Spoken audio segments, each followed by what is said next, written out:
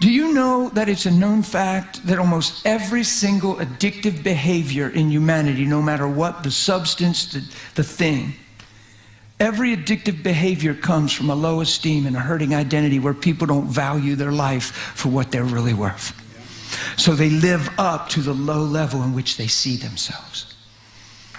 Every addictive behavior is connected to a lacking esteem and identity.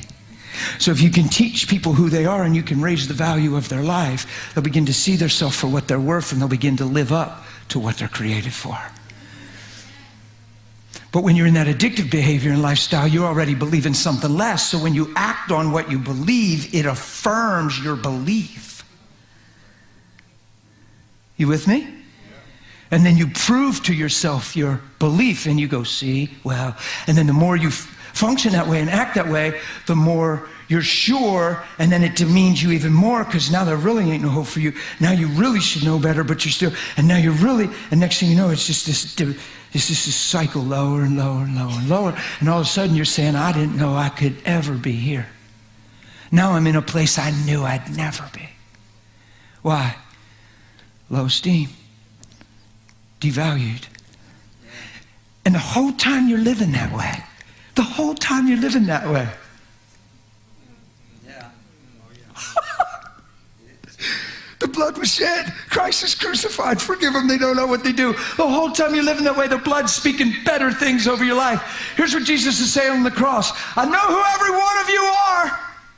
You all came forth through me. Nothing was created that wasn't through me. I love you. I want you. I'm paying a price for you. I know what you'll look like if I live in you and you surrender. Come unto me if you're heavy laden. I'm going to give you some rest. The cross is saying, hey, I hope you're happy. Look what your sin did to me. No, I'm thrilled to take your place. And nobody taking my life. I freely laid it down so you could get your life back. The reason they beat me so bad is because you've been beat bad. They took away my appearance so that you can get your identity back. I was separated so you can be forever joined. I'm going to die so you can forever live. That's what the cross is saying. Do you understand that Isaiah said he was marred more than any sons of men? I talk about this a lot. I've said this down here probably 20 times. He was beaten more than any of the sons of men. He was marred more than any. That means when they were done with Jesus, he looked worse at the hands of men than any man came out looking. Now, they've done some brutal things to humanity over the years.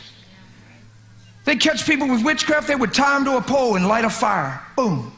You tell me when the fire burns out that you can tell if it's a man or lady on that stick.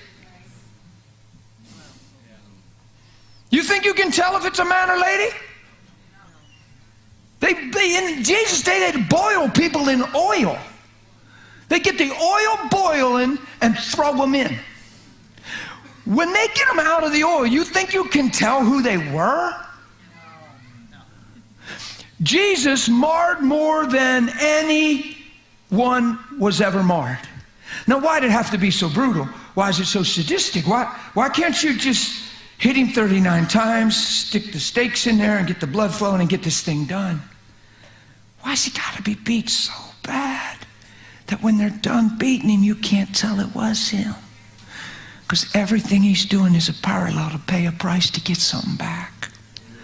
Why do you have to get separated from the Father? Because we were. And now we can forever be joined. Why do you have to die? Because we were dead. And now we can live forever. Why was he beat beyond description? Because when sin got done with Adam in the garden, he didn't look anything like he was created to be. He was totally unrecognizable. And he paid to get identity back and get the Father back inside of us so we could shine again and walk in love instead of be dismal and self-centered.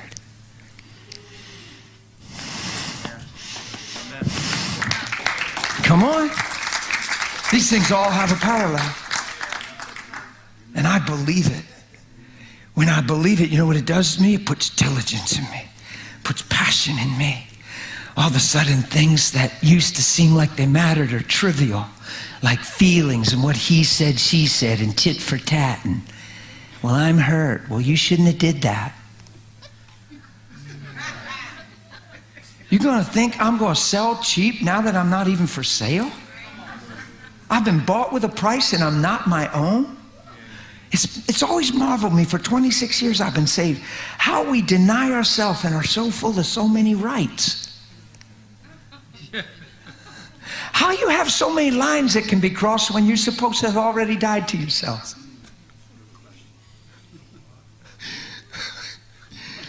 You say, nobody gonna make me a doormat. Jesus wasn't a doormat. Follow him, you'll be okay.